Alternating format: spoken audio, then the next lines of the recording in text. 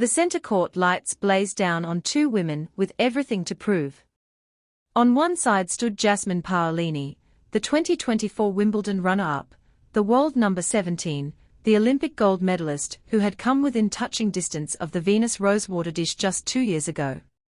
On the other side stood Alex Eala, the 21-year-old Filipina sensation, who had just dethroned the defending champion Iga Świątek in front of a stunned center court crowd. The stage was set for the rematch everyone had been waiting for. 5 months ago, in the scorching heat of Dubai, Eala had stunned Paolini 6-1, 7-6-5, handing the Italian her first defeat to a player from outside the elite. Now, on the hallowed grass of the All England club, Paolini had a chance to rewrite the narrative. She had come to Wimbledon seeking revenge, and she wasn't about to let the young Filipina stand in her way. But Eala had other plans. She had already beaten Świątek, Rybakina, and Keys on the biggest stages. She had already proven that she belonged among the best. And as the two players walked onto center court, the tennis world knew this wasn't just a tennis match. This was a battle for supremacy. To understand the stakes of this Wimbledon showdown, one must first revisit the night that changed everything for both players.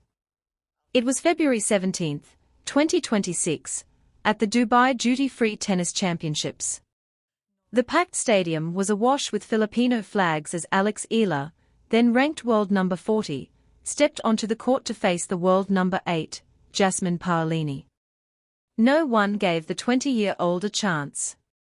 Paolini was the defending Dubai champion, a 2-time Grand Slam finalist, and a player who had dominated the WTA Tour with her relentless baseline aggression.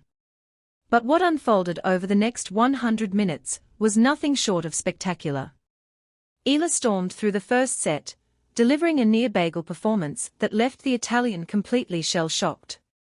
The crowd erupted as Eala moved brilliantly on the court, finding the perfect balance between attack and defense. But Paolini, a fighter to her core, refused to go down quietly. She clawed her way back in the second set, breaking Eala twice and forcing a dramatic tiebreak. The Filipino crowd held their breath. Eala had wasted 2 match points, and the momentum had shifted. But the young Filipina held her nerve, sealing the victory with a sizzling forehand winner on her 5th match point. The tears that followed were not just for the victory, but for the knowledge that she had just beaten a top 10 opponent for the 3rd time in her career. Paolini was gracious in defeat, but the loss stung. She had been outplayed by a teenager on one of the biggest stages in tennis. And she knew that one day, she would have her chance at revenge. Fast forward 5 months, and the stakes could not have been higher. Eala had arrived at Wimbledon seeded 29th, riding a wave of momentum that had seen her collect 11 grass court victories and defeat world number 2 Elena Rybakina in Berlin. But nothing could have prepared her for what she would achieve on the hallowed grass of the All England club. In the 3rd round, she faced defending champion Iga Świątek on center court, the same woman who had presented her with her graduation diploma from the Rafael Nadal Academy just 3 years ago. In a performance that will be remembered for generations, Eala stunned the 6-time Grand Slam champion 7-6-9, 6-2, saving 2 set points and finishing with 24 winners against just 21 unforced errors. She became the first player from the Philippines to reach the 4th round of a Grand Slam in the Open era. Now, she faced Jasmine Paolini, the 13th seed, the 2024 Wimbledon finalist, and the woman seeking revenge. The match was scheduled for center court on Monday, the 6th of July, and the tennis world was watching. Eala was aware of the challenge. I think she's a great player. She is a great fighter, especially. It was not an easy match in Dubai for me. And it will not be an easy match here either, Eala said ahead of the clash. Paolini, for her part, had been rolling through the tournament, overcoming a first-set debacle against Robin Montgomery before sweeping Viktorija Golubic and Maria Sakkari in dominant fashion. Paolini arrived at the Wimbledon 4th round in formidable form, exorcising the ghosts of a shaky opening match to remind the tennis world why she had reached the 2024 Wimbledon final. In the first round, she had suffered a catastrophic start against Robin Montgomery, losing the opening set 0-6. But the Italian did what she does best, she fought. She clawed her way back to win 0-6, 6-4, 7-5, a comeback that showcased the resilience that has defined her career. From there, she found her rhythm. She dispatched Viktorija Golubic in straight sets, 7-6-0, 6-4, and then dismantled former world number 3 Maria Sakkari 6-1, 6-2 to reach the fourth round. It was the sixth time in her career that Paolini had reached the second week of a Grand Slam, a testament to her consistency at the highest level.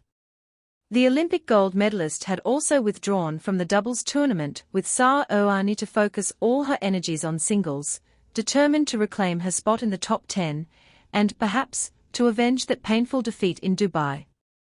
Paolini's game was perfectly suited to the grass, her powerful ground strokes, her court coverage, and her ability to take the ball early made her a formidable opponent on the quick surface.